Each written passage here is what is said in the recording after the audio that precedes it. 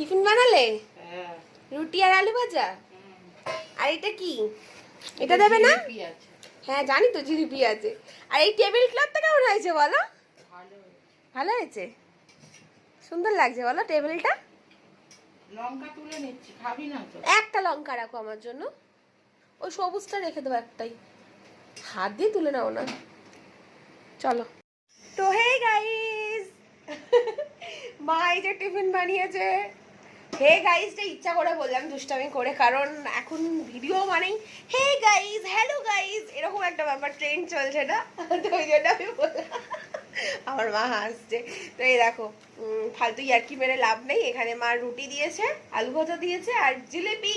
ইয়ে, কালকে রথের, উল্টো রথের মেলার থেকে জিলিপি আনা হয়েছে। তো এই জিলিপি আমরা কালকে একটা করে খেয়েছি, বলো একটা করে খেয়েছিলাম, আর এখন দুটো করে।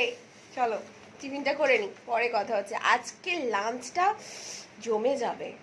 মা কি করবে তোমাদের সাথে পরে শেয়ার করবো। এখন পুরো পাগলি পাগলি হয়ে আছি, জাস্ট ফ্রেশ হয়ে আসলাম, ড্রেস চেঞ্জ করে হাত মুখ ধুয়ে ফ্রেশ হয়ে আসলাম। এখন ব্রেকফাস্ট করে পরে কথা বলছি।